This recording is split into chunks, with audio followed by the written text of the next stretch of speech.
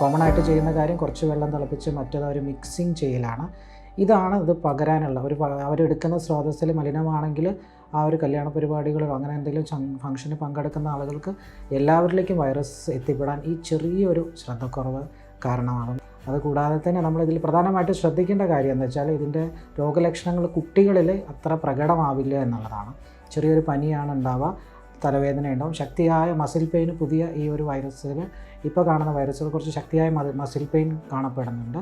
അതുകൂടാതെ വിശപ്പില്ലായ്മ, അതാണ് ഏറ്റവും പ്രധാനപ്പെട്ട കാര്യം. വിശപ്പില്ലായ്മ, മനം പുരട്ടുക, ഛർദ്ദിക്കുക തുടങ്ങിയ ലക്ഷണങ്ങൾ വന്നിട്ടാണ് പിന്നെ മഞ്ഞപ്പിത്തം എന്നുള്ള രീതിയിലേക്ക് അത് മാറുന്നത്.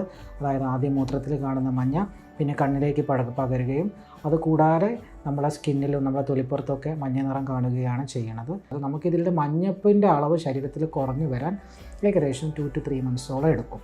അപ്പോൾ നമ്മളിപ്പോൾ ഇവിടെ കാണുന്ന ഒരു പ്രവണത എന്താ വെച്ചാൽ മഞ്ഞപ്പ് കുറയുന്നില്ല എന്ന് കരുതി പച്ചമരുന്നുകളിലേക്കും മറ്റുള്ള ചികിത്സയിലേക്കും നീങ്ങുകയാണ് ശരിക്കും നമ്മളവിടെ കോംപ്ലിക്കേഷൻസ് കൂടുവാൻ പ്രധാനപ്പെട്ട കാരണം. സ്വയമായിട്ട് കൺട്രോൾ ആവുന്ന ഒരു അസുഖമാണ്. നമ്മളായിട്ട് കുറേ കാര്യങ്ങൾ ചെയ്ത് ആ രോഗത്തിൻ്റെ തീവ്രത വർദ്ധിപ്പിക്കാതിരിക്കുക, പൂർണ്ണമായ വിശ്രമം, ഭക്ഷണ രീതികളിൽ നമ്മൾ കരുതുന്ന പോലെ ഉപ്പ് കഴിക്കാതിരിക്കുക, അങ്ങനത്തെ ഒന്നുമില്ല. സാധാരണ രീതിയിലുള്ള ഉപ്പൊക്കെ നമുക്കിതിൽ കഴിക്കാവുന്നതാണ്. ഏറ്റവും പ്രധാനപ്പെട്ട കാര്യം കൂടുതൽ കൊഴുപ്പടങ്ങിയിട്ടുള്ള ഭക്ഷണങ്ങളുടെ ജസ്റ്റ് മാറ്റി വെക്കലാണ്. ബാക്കിയുള്ള എല്ലാ ഭക്ഷണങ്ങളും ഫ്രൂട്ട്സും എല്ലാം നമുക്ക് ഈ രോഗിക്ക് കഴിക്കാവുന്നതാണ്.